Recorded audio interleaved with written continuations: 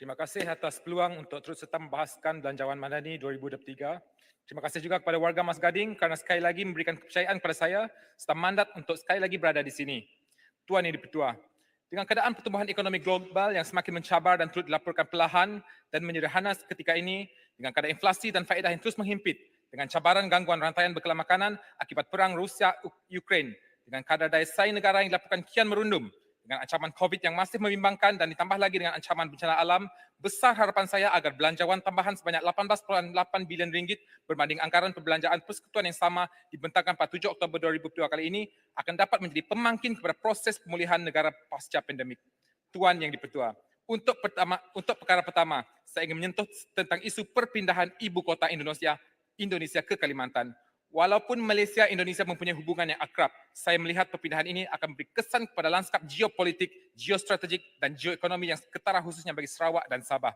Kalau kita lihat daripada peruntukan belanjawan ini, sebanyak 1 bilion ringgit disediakan untuk membangunkan bandar seperti Baklalan di Sarawak dan Kalabakan di Sabah sebagai langkah menyambung perpindahan ibu negara Indonesia ke Kalimantan.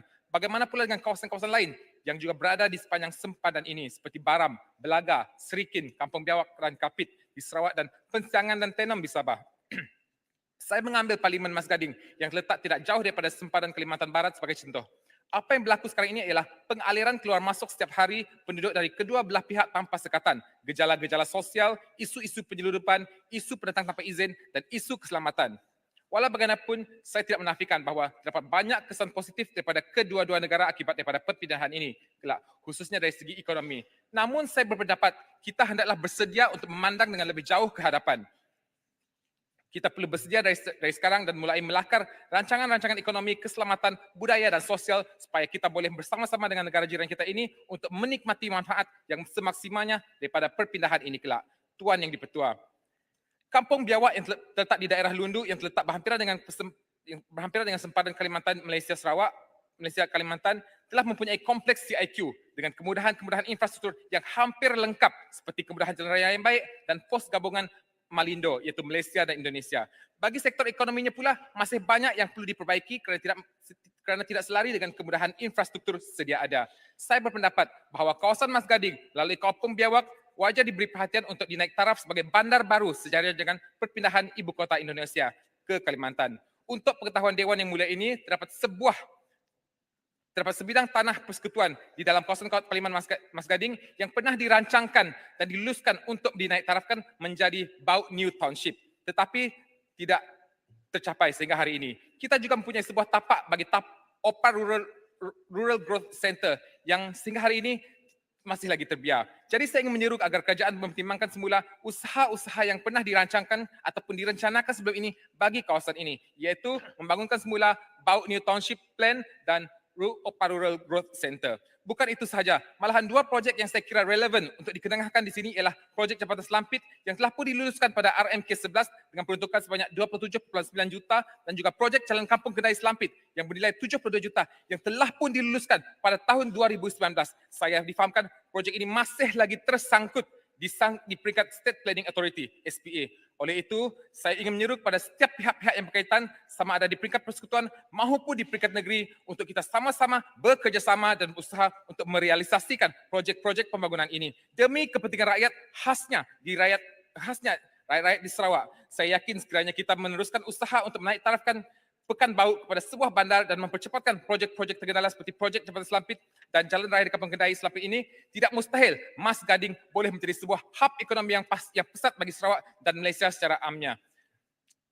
Seterusnya adalah isu pendidikan. Saya gembira dengan pertambahan peruntukan sebanyak lebih kurang 660 juta yang disajikan pada pelajaran kali ini berbanding dengan tahun sebelum ini. Namun begitu, saya melihat jurang di antara sekolah di bandar dan luar bandar masih berada di takut lama dengan keadaan infrastruktur yang semakin teruk. Bagaimanakah kita dapat merealisasikan matlamat kita untuk menuju ke arah melahirkan tenaga kerja yang dinamik, tenaga kerja tempatan yang mampu beradaptasi dengan teknologi digital yang mempunyai daya saing dengan pemikiran inovatif jika kualiti pendidikan kita masih belum mampu melahirkan pelajar-pelajar yang senada dengan negara-negara maju yang lain. Menurut laporan akhbar, kadar pengangguran belia 25 tahun ke bawah masih melebihi 10%.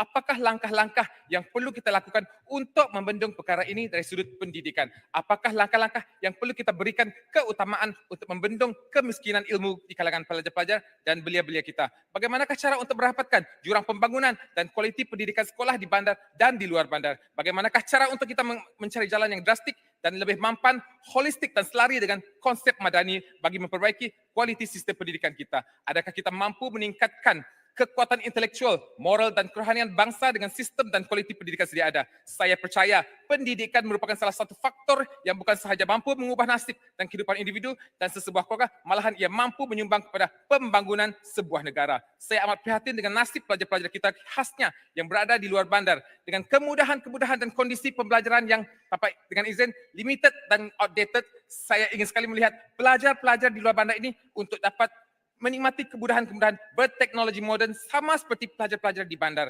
seperti kemudahan komputer, smart interactive board, makmal dan perpustakaan yang moden dan sebagainya. Saya juga ingin menyeru agar pelaksanaan pembangunan dan pembaik pulih infrastruktur sekolah-sekolah di luar bandar dijalankan dengan kadar yang segera. Banyak sekolah yang di luar bandar ini sudah terlalu daif dan ada sebahagian sekolah-sekolah ini sudah berada dalam keadaan yang sangat membahayakan untuk pelajar-pelajar dan guru-guru serta pentadbir sekolah. Dalam belanjawan kita kali ini, peruntukan yang besar diberikan kepada pembangunan infrastruktur sekolah. Saya menyokong penuh dengan jumlah perbelanjaan dan usaha-usaha yang telah disusun untuk membantu sistem pendidikan kita. Namun saya berpendapat dengan keadaan bencana alam yang kian kerap menjejaskan sektor pendidikan kita, saya merasakan kita perlu melebarkan peruntukan belanjawan kita kepada sistem pembelajaran dan pembangunan yang terkait dengan isu bencana alam. Saya berpendapat bahawa kita perlu juga menitik beratkan program-program extracurriculum atau service atau survival course.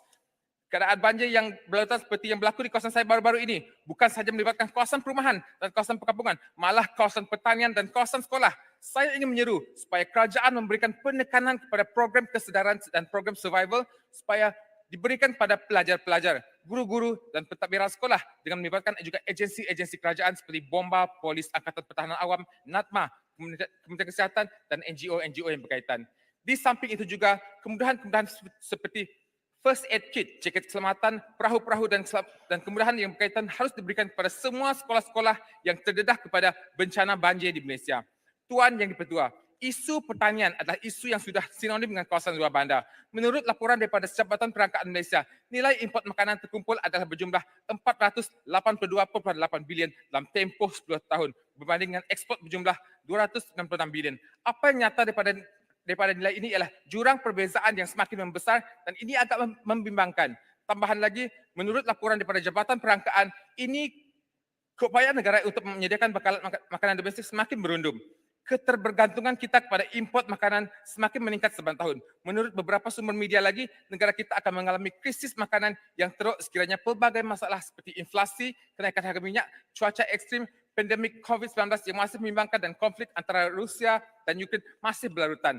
Berbanding dengan negara-negara jiran, kita diberkati dengan pelbagai sumber tanah yang subur, cuaca yang baik dan stabil, kemudahan infrastruktur dan teknologi yang memberangsangkan, walaupun masih ada ruang untuk diperbaiki dan pelbagai bentuk bantuan kerajaan seperti subsidi, insentif cukai dan pelbagai program-program pertanian kita sepatutnya mampu untuk setidak-tidaknya menampung keperluan makanan negara kita.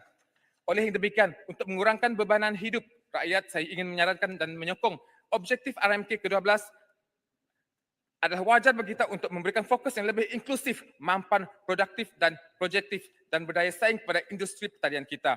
Dengan itu, untuk mengambil inisiatif yang proaktif dan dengan perpindahan pusat pentadbiran Indonesia ke Kalimantan, saya menyeru agar Kementerian Pertanian dan kementerian-kementerian lain yang berkaitan untuk memberikan sokongan, peruntukan dan subsidi dan inisiatif yang berkaitan dan kaedah pertanian yang moden yang supaya kita mampu mengembangkan sektor pertanian di Sarawak, khasnya kerana saya yakin kita boleh meningkatkan ekonomi negara dan membuka peluang-peluang pekerjaan dan mengukuhkan security bekalan makanan untuk kita semua.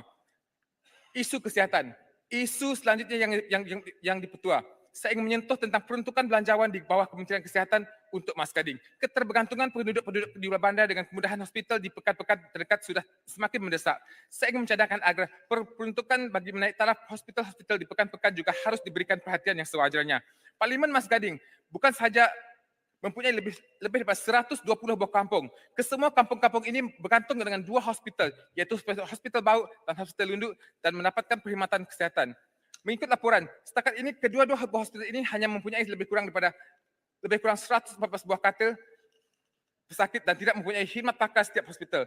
Pusat khidmat saya sendiri telah menerima banyak aduan mengenai kekurangan dan kerosakan mesin dialisis dan ketiadaan khidmat pakar bagi kedua-dua buah hospital ini. Selain daripada itu, Yang di-Pertua, seperti yang telah disebut di dalam teks YB Menteri Kewangan kita, berkenaan dengan masalah kesesakan kemudahan kesihatan kerajaan, saya ingin menyarankan agar kerajaan dapat juga memberikan perhatian dan peruntukan khusus untuk menaik taraf kemudahan hospital-hospital di kawasan-kawasan pinggir, bandar ataupun pekan-pekan di Sarawak yang sudah kita sedia maklum mempunyai kemudahan infrastruktur asas seperti jalan raya yang masih jauh di belakang dan dibandingkan dengan semenanjung Malaysia. Saya akur kita perlu berhati-hati di dalam perbelanjaan kita, namun keperluan kesihatan masyarakat yang kian mendesak dan walaupun telah sebagian lama telah diutarakan, perlu juga saya utarakan di sini. Beberapa langkah-langkah baru seperti menghantar pesakit dari hospital yang sesak kepada hospital lain, skim perubatan madani, insentif pengecualian cukai dan skim peduli kesihatan diperkenalkan di dalam belanja kali ini, namun masih gagal masih tidak dapat diperbaiki dan menaik taraf kemudahan yang ada. Bagaimanakah kita dapat menghadapi cabaran-cabaran dalam memberikan khidmat kesihatan kepada rakyat?